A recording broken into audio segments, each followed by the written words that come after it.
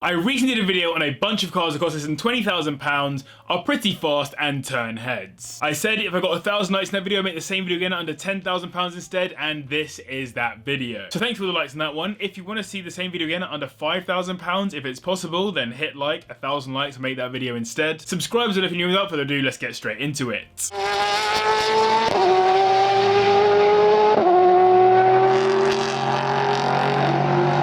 Let's get started with the Ford Focus ST, specifically from the third generation Focus, with its 2-litre turbocharged inline-4 producing 246 brake horsepower, taking it to 60 in 6.3 seconds. Not bad for not even the range-topping Focus. It stepped away from the previous generation STs, as due to its success in Europe, it was also made available in the US, which hadn't been the case before. If the RS is supposed to be the most aggressive, most capable Focus, the ST is supposed to be the best of both worlds. A fast and fun car to drive that retains practicality to some degree.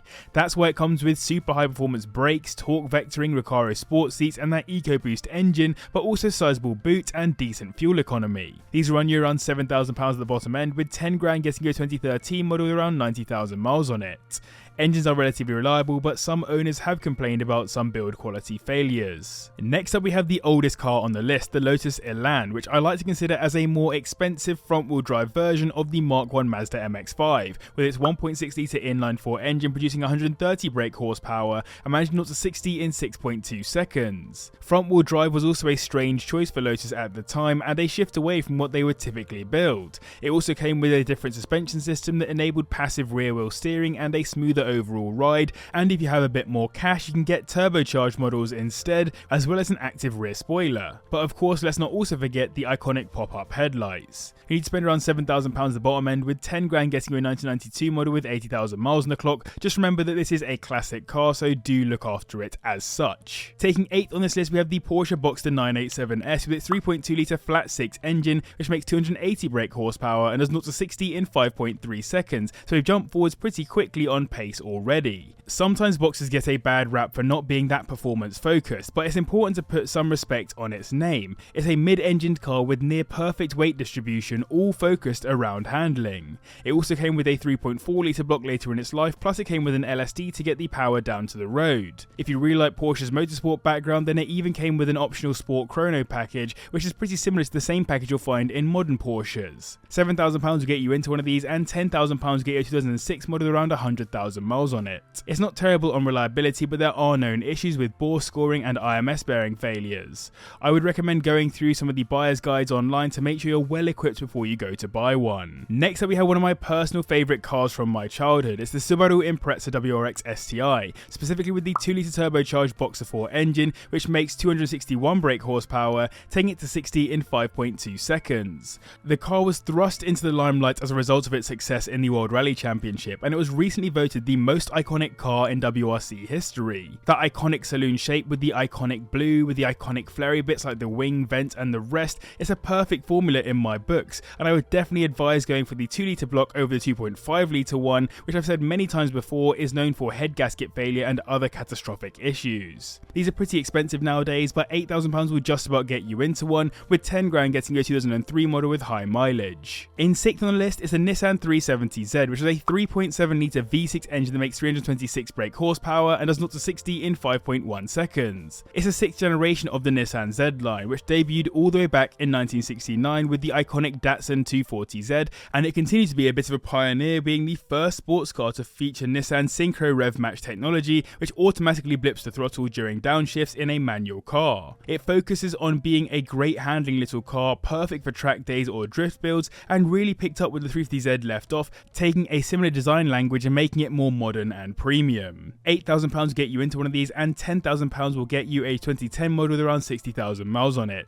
Tailgate struts are a known weak spot, same goes for clutch slave cylinders and steering locks. So I hope you're enjoying the video. A quick reminder, this video only exists because you guys gave me 1,000 likes in the last video on this topic, so if you want to see it again at under £5,000 then do hit like. And let me know in the comments down below, what car did you see in person for the first time ever that really made you turn your head and sort of stop and stare? Mine was honestly the Enzo when when I saw it on the road for the first time just driving around, my whole body just melted. It was crazy. This one is almost completely out of our price range for this video now, but the BMW M3 E46 has a 3.2 litre inline-six engine, making 338 brake horsepower, which gets to 60 in 5 seconds. It's known for its 8,000 RPM redline, and the car loves to be revved to extract the performance. It came as either an SMG automatic or manual, and a particularly cool feature is the individual throttle bodies, which helped enhance the engine's performance and response at those higher revs. Compared to the E36, it was a bit boxier. Not that the E36 wasn't boxy, it just had a more 90s look to it, whereas I would say the E46 went a bit closer to the 80s boxy design. I mentioned these are pretty much out of reach now, as £10,000 will only just get you into one, and it can be dangerous going for one that hasn't been looked after meticulously. That's because there are many known problems with these, including with the SMG gearbox in particular, and watch for frame or corrosion damage, which can render these useless. In fourth on the list we have the Maserati Quattroporte, which is surprisingly readily available under £10,000, starting at £8,000,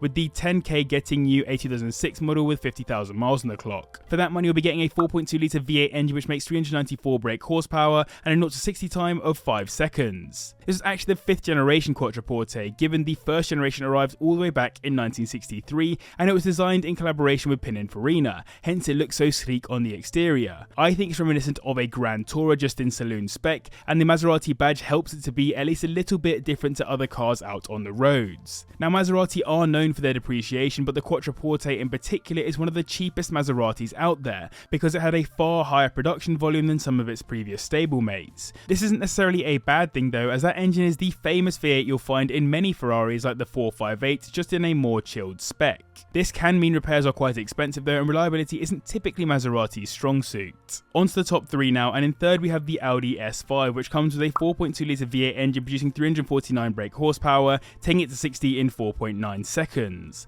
I think this car is less of a head turner than most other cars on this list if I'm being honest, but the design on the A5 always gets me going, and in S5 spec it's even more aggressive in an almost sleeperish way, which I think is pretty cool. I'm obviously not alone in this, as the A5 won a bunch of design awards. Similar to the ST, the S5 is the middle ground Audi, with the RS5 being the most aggressive model that competes with cars like the M3. I would say the S5 is more of a 335i contender instead, but with a bit more to it, given aesthetically it looks different to the A5, while an M Sport 335i looks exactly the same as an M Sport 320i. To get into one of these you'll need to spend around £6,000 at the bottom end, with 10 grand getting you a 2008 model with around 70,000 miles on it. The key problems on these are oil leaks, coolant system problems, valve cover gasket failure, and spark plug misfires. In second on the list is the Jaguar XKR, which comes with a 4.2 litre supercharged V8 engine producing 420 brake horsepower and managing 0 to 60 in 4.9 seconds. It came from the X150 or 2nd generation XK series, and even though it's clearly a Grand Tourer with a focus on a comfortable luxurious driving experience, it came with an active differential which distributes power between the rear wheels to provide maximum traction while cornering,